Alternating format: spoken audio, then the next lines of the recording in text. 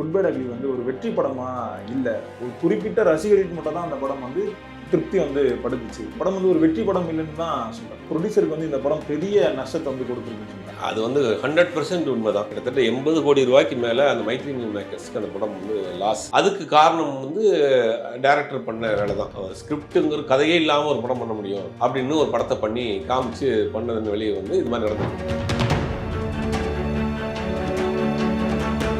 சரி, இப்போ நீங்கள் சொன்னீங்க இந்த படம் வந்து ஆந்திராவில் வந்து அட்டர் ஃப்ளாப்னு சொல்லி சொன்னீங்க. இப்போ ஆந்திராலே இந்த படத்தோட ரைட்ஸை வந்து வாங்கி பாலையா பண்ணுறதா ஒரு செய்தி வந்திருக்கு. பவன் கேசரி படம் இருக்கு இல்லையா, ஆந்திராவில் படம் தோல்வி படம். பவன் கேசரி படம் வந்து ஆந்திரா அந்த படத்தை இங்கே தமிழில் வாங்கி பண்ணுறாங்க, ஜனநாயகன் பண்ணுறாங்களே. அப்போ ஒரு சில ஆர்டிஸ்ட்டுக்கு அந்த கதை சூட் ஆகும். தமிழ் சினிமாவில் ஒரு உச்ச நடிகர்னா அது அஜித் சார் தான். அவருடைய படத்துக்கு ப்ரொடியூசர் கிடைக்கலன்னா அப்போ புதுசாக ஒரு நடிகருக்கு வந்து எந்த மாதிரியான ப்ரொடியூசர் வந்து கிடைப்பாங்க? இல்லை சம்பளம் தான் ஒரு பிரச்சனை. பெரிய சம்பளம் கேட்குறாரு, அது நிறையா ரிஸ்ட்ரிக்ஷன் போடுறாரு, நிறையா டேர்ம்ஸ் அண்ட் கண்டிஷன் போடுறாரு. அப்புறம் ஏன்னா ப்ரீவியஸாக வந்து குட் பை அக்லி படம் எடுத்த ப்ரொடியூசருக்கு 80 கோடி ரூபா நஷ்டம். அப்படிங்கும்போது மற்ற தயாரிப்பாளர் தமிழ்நாட்டில் தயாரிப்பாளர் யோசிப்பாங்கல்ல, பெரிய அளவில் அவர் இன்வெஸ்ட் பண்ணி ஒரு வருஷம் ட்ராவல் பண்ணி அவர் கேட்டதெல்லாம் கொடுத்து நமக்கு ஒரு லாபம் வருமா அப்படிங்கிறது ஒரு கேள்வி வருது. ரெண்டாவது ஆதிக்கு வைத்து தான் பண்ணணுங்கிறார் இவர் ஒரு கண்டிஷன் வைக்கிறார். ஆதிக்கு அஜித் கூட்டணியில் சமீபத்தில் வந்த படம் பொருளாதார ரீதியாக அந்த படம் தோல்வி படம். அப்படி இருக்கப்போ அதே கூட்டணியோட வச்சு அதை காட்டி அதிக சம்பளம் கேட்குறப்ப யார் ஒத்துக்குவாங்க?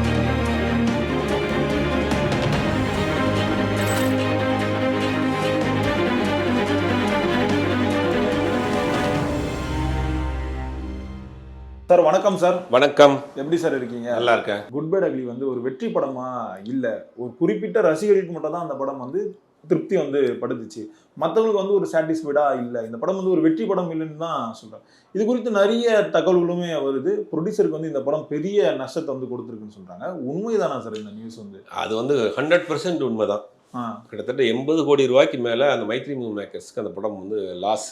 ஓகே. ஒரு பெரிய ப்ராஜெக்ட்டு, பெரிய பட்ஜெட்டில் பண்ணப்பட்ட படம், பெரிய சம்பளம், ஒரு வருஷம் போனது. அவங்கெல்லாம் பார்க்குறப்ப ஆந்திராவில் அந்த படம் பெரிய அட்டர் ஃப்ளாப். அந்த படம் சொல்ல போனால் அஜித் ரசிகர்களுக்கு கோச்சுக்கிறாங்கன்னு தெரியல, ஒரு யதார்த்தம் இதுதான். ஆந்திராவில் இந்த படம் பெருசாக போகல. கேரளாவில் ஓரளவுக்கு போச்சு, கர்நாடகாவில் ஓரளவுக்கு போச்சு, தமிழ்நாட்டில் அஜித் ரசிகர்கள் 3 நாள் ஃபுல் பண்ணி விட்டாங்க.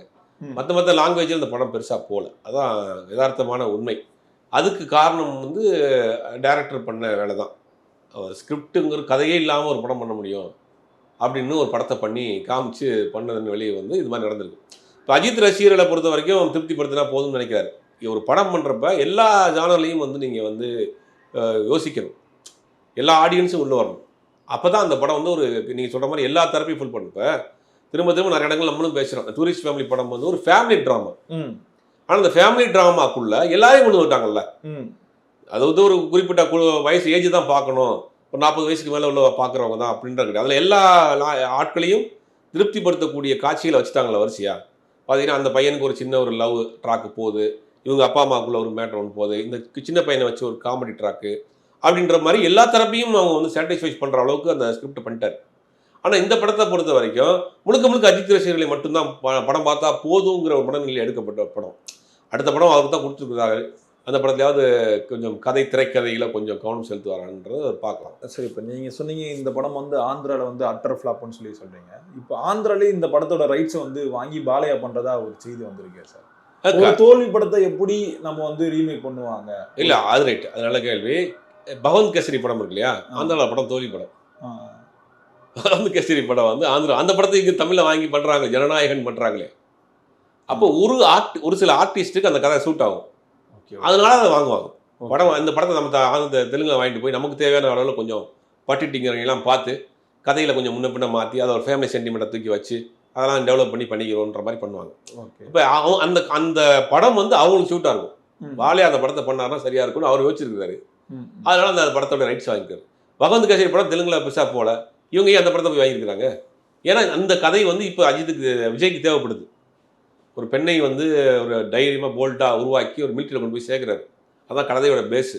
இவர் வந்து ஒரு இதாக இருக்கார், ஒரு ஒரு என்ன சொல்கிறது, பழங்குடியின ஒரு எஸ்ஐயாக இருக்கார், சப் இன்ஸ்பெக்டராக இருக்கார். அது அந்த மக்களுக்காக போகிறாரு. அதனால் வந்து ஜெயிலுக்கு போகிறாரு. அங்கே ஜெயிலில் இருக்கக்கூடிய ஜெயிலர் சரத்குமார் இருக்கார். சரத்குமாருக்கு ஒரு பொண்ணு இருக்குது. சரத்குமார் இறந்து போகிறாரு. இப்போ அந்த பொண்ணை நீ எப்படியாவது வந்து ட்ரெயின் பண்ணி நீ வந்து மிலிட்டரியில் சேர்க்கணும் தான் என்னோட ஆசைன்னு சொல்லிட்டு போகிறாரு. அந்த குழந்தைக்கு ட்ரெயின் அப் பண்ணி ட்ரைனிங் கொடுத்து மிலிட்டரியில் கொண்டு போய் சேர்க்குறாரு.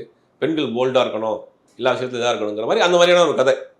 இது தேர்தல் நேரத்துக்கு கரெக்டாக பயன்படும். இந்த சில பெண்கள்லாம் போல்டா இருக்கணும்னு சொல்லிட்டு காஜல் அகர்வால் வந்து ஆன்டின்னு சொல்லி கூப்பிடுவாரு. இது எப்படி ஒரு போல்டான கதையா இருக்கும் சார்? இல்லை, இந்த படத்துக்கு அவர் வச்சிருக்காரு. இந்த படத்திற்கு தேர்தல் நேரத்தில் அப்படிலாம் பார்த்தீங்கன்னா முன்னாடி உள்ள படத்துக்கு இந்த படத்துக்கும் நிறைய வித்தியாசம் இருக்கு இல்லையா? உதாரணத்துக்கு அரசியல் கட்சி ஆரம்பிச்சிட்டாரு. ஆனால் அரசியல் கட்சி ஆரம்பித்து வந்த கோட்டு படத்தை என்ன பண்ணுறாரு? பாட்டில் தான் உடைக்கிறாரு, சாம்பியன் தான் உடைச்சாரு. அது வேற. இப்போ அரசியல் கட்சி தலைவரான பிறகு வரக்கூடிய முதல் படம் அது முழுக்க முழுக்க அதை பெண்களை மையப்படுத்தி ஒரு குறிப்பிட்ட சமூகத்தை மையப்படுத்தி தன்னை ஒரு புரட்சியாளராக காமிச்சு ஒரு பெண் விடுதலைக்காக பாடுபடக்கூடியவராக காமிச்சு அந்த கதை கரெக்டாக இருக்கு. அதுக்குள்ள ஒரு ஃபேமிலி சென்டிமெண்ட் இருக்கு, அதுக்குள்ள போராடக்கூடிய ஒரு களம் இருக்கு, எல்லாம் இருக்குன்னு அந்த கதையை அவர் சூஸ் பண்றாரு பகவந்த் கேசரி படத்தை. அந்த மாதிரி தான் பாலையாவுக்கு இந்த படம் பிடிச்சிருக்கும். பாலையா தான் டேஸ்ட் தெரியுமில்ல உங்களுக்கு. பாட்டில் ஏக் தம்ல அடிப்பாரு, தூக்கி போட்டு சாக்லேட்டை பிடிப்பாரு, அந்த மாதிரியான ஒரு கேலப்பிங்கான ஒரு நபர். அவருக்கு இந்த கதை பிடிச்சிருக்கு. பரவாயில்லையே, படம் ஃபுல்லாக ஃபைட்டாக இருக்கே, படம் ஃபுல்லாக பாட்டாக இருக்கே, நம்மளை பார்த்து வந்து இன்டர்நேஷனல் டான்லாம் பயப்படுறானே, இந்த கதை நல்லா இருக்கேன்னு அவருக்கு பிடிச்சிருக்கலாம், அது வாங்கியிருக்கலாம். இப்போ இந்த குட் பை அக்லி சேட்டலைட் ரைட்ஸை வந்து இன்னும் விற்கல அப்படின்னும் செய்திகள் வந்து வருது சார். ஆமாம், சரியில்லை, ஒன்றும் சேட்டலைட் ஒன்றும் போகாமல் இருக்குது. அதான் சொன்னேன், இந்த படம் வந்து தமிழ்நாட்டிலையுமே பெருசாக வந்து ரசிகர்களை தாண்டி போகல. சேட்டலைட் பிஸ்னஸ் எப்படி பார்ப்பாங்க அப்படின்னா, சேட்டலைட் பிஸ்னஸ் வந்து மிடில் கிளாஸ் தான் பார்க்குறாங்க. இப்போ பெண்கள், ஹவுஸ் ஒய்ஃபு, மிடில் கிளாஸ், அவங்க இது ஒரு கமர்ஷியல் படம். இப்போ விஸ்வாசம் மாதிரி இது போகுமா அப்படின்னா கிடையாது. ஏன்னா அது வந்து ஒரு ஃபேமிலி ஓரியன்ட் படம். ரெண்டாவது மாதிரி கமர்ஷியல் படத்துக்கு டிவி சேட்டலைட்டில் போகிறதுக்கு அசல் ரெஜிஸ்ட்ரேஷன் வேறு இருக்குது. அதனால அதுவும் ஒரு அந்த படத்துக்கு ஒரு பெரிய மைனஸ். இது ஒரு ஆக்ஷன் படம், ரத்தம் வெட்டும் குத்துமா இருக்கும். அப்படிங்கும்போது சேனலில் போடுறதுக்கும் அதுவும் அந்த சேனல் ஆடியன்ஸ் வேறு, தியேட்டர் ஆடியன்ஸ் வேறு, சேனல் ஆடியன்ஸ் வேறு, ஓடிடி ஆடியன்ஸ் வேறு. இந்த சேனல் ஆடியன்ஸ் வந்து பெரும்பாலும் வந்து ஹவுஸ் ஒய்ஃபாக இருப்பாங்க, குழந்தைகள் இருப்பாங்க, பெண்களாக இருப்பாங்க, வீட்டில் ஓடிட்டு இருக்கும். அவங்களுக்கு இந்த படம் போய் ஒரு கமர்ஷியல் படம் போய் சேருமாங்கிற ஒரு தடுமாற்றம் வந்து இருக்கும். அதனால வந்து அந்த படத்தை வந்து சேட்டலைட் வாங்குறதுக்கு கொஞ்சம் தயங்கிட்டே இருக்காங்க. இவங்க ஒரு பெரிய விலை சொல்கிறாங்க போல, விலை சொல்கிறாங்க. பேச்சுவார்த்தை நடந்துட்டு இருக்கு, இப்போ வரைக்கும் முடியல. அதே மாதிரி யாராவது பேசி முடிப்பாங்க. சரி, இப்போ அடுத்த படம் இருக்குல்ல சார், அஜித் சார் ஆதி கூட்டணியில் வந்து அந்த படத்துக்கு வந்து இன்னும் ப்ரொடியூசரே கிடைக்கல அப்படின்ற செய்திகள் தான் இன்னும் ஓடிட்டு இருக்கு. தமிழ் சினிமாவில் ஒரு உச்ச நடிகர்னா அது அஜித் சார் தான். அவருடைய படத்துக்கே ப்ரொடியூசர் கிடைக்கலன்னா அப்போ புதுசாக ஒரு நடிகருக்கு வந்து எந்த மாதிரியான ப்ரொடியூசர் வந்து கிடைப்பாங்க? இல்லை, சம்பளம் தான் ஒரு பிரச்சனை. பெரிய சம்பளம் கேட்குறாரு, அது நிறையா ரிஸ்ட்ரிக்ஷன் போடுறாரு, நிறையா டேர்ம்ஸ் அண்ட் கண்டிஷன் போடுறாரு. அவர் கேட்குற கண்டிஷன்ஸ்க்கு சம்பளத்துக்கு இன்றைக்கி ஒத்துக்கிற மாட்டேங்கிறாங்க. ஏன்னா ப்ரீவியஸாக வந்து குட் பை அக்லி படம் எடுத்த ப்ரொடியூசருக்கு 80 கோடி ரூபா நஷ்டம். அப்படிங்கும்போது மற்ற தயாரிப்பாளரும் தமிழ்நாட்டில் இருக்க தயாரிப்பாளரும் யோசிப்பாங்கல்ல, பெரிய அளவில் அவர் இன்வெஸ்ட் பண்ணி ஒரு வருஷம் ட்ராவல் பண்ணி அவர் கேட்டதெல்லாம் கொடுத்து நமக்கு ஒரு லாபம் வருமா அப்படிங்கிறது ஒரு கேள்வி வருது. ரெண்டாவது ஆதிக்கி வைத்து தான் பண்ணணுங்கிறார். இவர் ஒரு கண்டிஷன் வைக்கிறார். ஒரு வேளை இவர் கேட்குற சம்பளம் லோகேஷ் கனகராஜ் அஜித் காம்பினேஷன் ஒரு பெரிய சம்பளம் கேட்குறாங்க கூட தயாரிப்பாளர் வருவதற்கு முயற்சி பண்ணுவாங்க. ஆதிக்கு அஜித் கூட்டணியில் சமீபத்தில் வந்த படம் பொருளாதார ரீதியாக அந்த படம் தோல்வி படம். அப்படி இருக்கப்போ அதே கூட்டணியோட வச்சு அதை காட்டி அதிக சம்பளம் கேட்குறப்ப யார் ஒத்துக்குருவா? ப்ராக்டிக்கலாக டேபிள் கால்குலேஷன் போட்டு கணக்கு போட்டு பார்க்குறப்ப அவங்க யோசிப்பாங்கல்ல. அதுக்கு தயாரிப்பாளர்கள் மாறி போச்சு, நிறைய தயாரிப்பாளர்கள் மாறி போச்சு. வேல்ஸ் பண்ணுறதா இருந்துச்சு, சத்யஜோதி பண்ணுறது, கடைசியில் வந்து இப்போ கடைசியில் தயாரிப்பாளர் ஃபைனல் பண்ணிட்டாங்க. எந்த மாதிரியான ஒரு டேர்ம்ஸ் அண்ட் கண்டிஷன் வந்து அஜித் சார் வந்து முன்வைக்கிறாரு சார்? இல்லை, வரக்கூடிய தகவல் என்னென்னா, அவர் நிறைய பேமெண்ட் வந்து எப்பவுமே சினிமாவில் வந்து ஒரு நடிகருக்கு பேமெண்ட் போடுவாங்கன்னா அட்வான்ஸ் ஒரு ஷெட்யூல் போனோன்னு ஒரு பேமெண்ட்டு, செகண்ட் ஷெட்யூல் போன ஒரு பேமெண்ட்டு, டப்பிங் பேசுகிறப்ப ஒரு பேமெண்ட்டு. இதுதான் ஆர்டிஸ்டோடைய பேமெண்ட் ஷெட்யூல்னு சொல்லுவாங்க. இந்த மாதிரி தான் போடுவாங்க. இவர் என்ன சொல்கிறாருன்னா, எனக்கு வந்து மந்த்லி கொடுத்துருங்க, அப்புறம் வந்து ஒரு அமௌண்ட் பெரிய அமௌண்ட்டை முன்னாடி கொடுத்துருங்க அப்படி ஒரு ஆர்டிஸ்ட் ஒரு கண்டிஷன் வச்சுருப்பாங்க. அது தயாரிப்பாளருக்கும் அந்த நடிகருக்கும் உள்ள ரிலேஷன்ஷிப் வச்சு இருக்குது. சில தயாரிப்பாளர் நடிகர் என்ன சொல்லுவாங்க, சார் நான் ஒரு வீடு வாங்குறேன், எனக்கு வந்து மொத்தமாக கொடுத்துருங்கன்னா சில பேர் மொத்தமாக கொடுப்பாங்க. அது அவங்களுக்குள்ள ரிலேஷன்ஷிப்பை வச்சு. பெரிய சம்பளம்ங்கிறது மொத்தமாக கொடுக்க முடியாது, மொத்தமாக எடுக்கவே முடியாது. முதல்ல பேங்க்லேருந்து இன்ட்ரெஸ்ட் பேசாம, இன்ட்ரெஸ்ட் இல்லை, பேங்க்லேருந்து எடுத்தாலே அதில் வந்து பெரிய சிக்கல் வரும் பெரிய அமௌண்ட் எடுக்கிறப்ப. அப்படிங்கும்போது அது சில பேருக்கு தடுமாற்றமாக இருக்குது. அதனால தயாரிப்பாளர் தெளிவாக இப்போ தயாரிப்பாளர் கன்ஃபார்ம் பண்ணிட்டாங்க. ரோமியோ பிக்சர்ஸ் ராகுல் தான் இந்த படத்தை பண்ணுறாரு. இப்போ கன்ஃபார்ம் பண்ணிட்டாங்க. அதுக்கு உண்டான வேலைகள்லாம் போது இன்னும் சில நாட்களில் அஃபீஷியலான அனௌன்ஸ்மெண்ட் வரப்போகுது. அவர் ஆல்ரெடி நமக்கு தெரியும், கோட் படத்தை அவர் தான் தமிழ்நாடு தியேட்டர்கள் பண்ணார். இப்போ குபேரா அவர் தான் தமிழ்நாடு தியேட்டர்கள் பண்ணார். இப்போ பறந்து போ அவர் தான் தமிழ்நாடு தியேட்டர்கள் பண்ணியிருக்காரு. ஒரு டிஸ்ட்ரிபியூட்டர் ஆல்ரெடி ஒரு படத்தை வந்து ப்ரொடியூஸ் பண்ணிட்டு இருக்காரு. நம்ம கவினை வச்சு ஒரு படம், டான்ஸ் மாஸ்டர் சதீஷ் டைரக்ட் பண்ணுற படம், அந்த படத்தை தயாரிச்சுட்டு இருக்காரு. இவர் ரெண்டாவது படமாக அஜித்தை வைத்து பண்ணுறாரு. ஆல்மோஸ்ட் அவங்க எல்லா டேர்ம்ஸ் அண்ட் கண்டிஷன்லாம் பேசி முடிச்சாங்க. அந்த படம் தான் அடுத்த படத்துக்கு அவர் தான் ப்ரொடியூசர். ஆனால் ரெட் ஜெயண்ட் வந்து தயாரிக்கிறதா சொல்லியிருந்தாங்க சார் அஜித் சாரை வச்சு.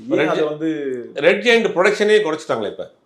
தேர்தல் நேரங்கள்னால இப்போ அவங்க வந்து இதில் கான்சன்ட்ரேட் பண்ண வேணாம்ட்டு முழுக்க அரசியல் பக்கம் கான்சன்ட்ரேட் பண்ணுறதுனால அவங்க உதயநிதி பார்க்குறது கிடையாது. அவங்க கிருத்திகா தான் ரெட் ஜெயண்ட்டை பார்த்துட்டு இருந்தாங்க. அவங்களுமே கொஞ்சம் ப்ரொடக்ஷன் சைட்லேருந்து கொஞ்சம் இறங்கிட்டு அவங்க படம் ஏதோ ஒரு ஷார்ட் ஃபிலிம் மாதிரி ஒன்று டேரக்ட் பண்ண போகிறாங்க போல, அந்த வேலைகளில் இருக்கிறாங்க. அதனால் ப்ரொடக்ஷனை இப்போதைக்கு கொஞ்சம் ஹோல்டில் வச்சுருக்காங்க. இப்போ தமிழ் சினிமாவில் உச்ச நடிகராக இருக்கிறவங்க வந்து இப்போ ரஜினி சாரும் விஜய் சாரும் அவங்கெல்லாம் வந்து டப்பிங் முடிச்சுட்டு தான் அந்த அமௌண்ட்டே வந்து வாங்குறாங்க. இப்போ அஜித் சார் மட்டும் ஏன் முன்னாடியே கேட்டு வாங்கிட்டு இருக்காங்க? இப்போ அது ப்ரொடியூசர் தரப்புலேருந்தே சொல்லியிருக்கலாமே, அதை சொல்லாமல் வந்து இப்போ இந்த நிலை வந்து வருது இல்லை? இல்லை, ஒவ்வொரு ப்ரொடியூசருக்கும் ஒரு இதை வச்சுருப்பாங்க. அவங்களுக்குள்ள இருக்கக்கூடிய ஃப்ரெண்ட்ஷிப் தான் ப்ரொடியூசருக்கும் அந்த ஹீரோவுக்கும் உள்ள ஒரு அண்டர்ஸ்டாண்டிங் தான். அதை நம்ம தானே கொடுக்க போகிறோம், முதல்ல கொடுக்குறதா தான் கொடுப்பாங்க. சில பேர் கண்டிஷன் வைக்கிறப்ப இவ்வளோ நாளாக கொடுக்க முடியாதும்பாங்க. இது வந்து பெரிய அமௌண்ட். நீங்கள் கேட்குறது 100 கோடி, 150 கோடி, 180 கோடி, 200 கோடி. இப்போ 180 கோடி ஃபைனல் பண்ணுறதாக ஒரு தகவல் சொல்கிறாங்க. ஆனால் இது எதுவுமே அதிகாரப்பூர்வ தகவல் கிடையாது. 180ன்றாங்க, 160ங்கிறாங்க. ஏன்னா ஒரு தயாரிப்பாளருக்கும் ஒரு நடிகருக்கும் உள்ள டீலிங் வந்து ரொம்ப சீக்கிரட்டாக வச்சுருப்பாங்க, கான்ஃபிடன்ஸாக வச்சுருப்பாங்க. ஏன்னா பெரிய சம்பளம் வாங்குறாங்க. ஏன்னா 180 கோடின்னு சொல்லிட்டா 180 கோடி வாங்கினதுக்கு உண்டான டாக்குமெண்ட்டை கொடுங்கன்னு யாராவது கேட்டாங்கன்னா பண்ணுவீங்க. அதில் எவ்வளோ வெயிட்டாக வாங்குறாங்க, எவ்வளோ பிளாக்காக வாங்குறாங்கன்னு தெரியாது. ஆனால் ஒரு பெரிய சம்பளம் வாங்குறாங்க. இந்த பெரிய அமௌண்ட்டை மொத்தமாக கொடுக்குறது யாராக இருந்தாலும், எவ்வளோ பெரிய நிறுவனமாக இருந்தாலும் அவங்களுக்கு வந்து ஒரு தடுமாற்றம் வரும். அதனால கொஞ்சம் பிரச்சனையில் போயிட்டே இருந்திருக்கு. இவர் என்ன கண்டிஷனில் இப்போ இந்த படத்துக்கு ஒத்துட்டு இருக்கிறாரு அப்படிங்கிறது தெரியல. அந்த முதல்ல கேட்ட சம்பளத்தை விட கொஞ்சம் கம்மியாக தான் வாங்கியிருக்கிறாருங்கிற மாதிரி தான் ஒரு தகவல் வருது. இப்போ அந்த புதுசாக எடுக்கிற அந்த படமாவது எல்லா ஆடியன்ஸும் சாட்டிஸ்ஃபைட் பண்ணுமா சார்? இல்லை, இவ்வளோ விமர்சனங்கள் வந்திருக்குல்ல, பார்த்துட்டு சரி பண்ணிக்கிடுவாங்கன்ற நம்பிக்கை இருக்குது. ஏன்னா நம்மள மாதிரி நிறைய பேசினாங்க இந்த மாதிரி. ஏன்னா கதை இல்லாமல் ஒரு படம் பண்ணி வச்சுருக்காரு, எல்லா ஆடியன்ஸும் போய் பேசலை, லேடிஸை போய் சேரலை, ஃபேமிலி ஆடியன்ஸுக்கு போய் சேரலை அப்படிங்கிற எல்லா விதமான குற்றச்சாட்டு வச்சுருப்பாங்க. அப்போ இதெல்லாம் பார்த்து திருத்திக்கிட்டு அடுத்த படத்தில் இதுக்கு உண்டான விஷயங்கள்லாம் படத்தில் இருக்குங்கிற ஒரு நம்பிக்கை இருக்குது. எல்லாரையும் போல் நம்மளும் வெயிட் பண்ணி தான் பார்க்கணும். பொறுத்திருந்து பார்ப்போம் சார் என்ன நடக்குதுன்ட்டு. ரொம்ப நன்றிகள் சார் எங்களோட நேரம் பகிர்ந்தமைக்கு.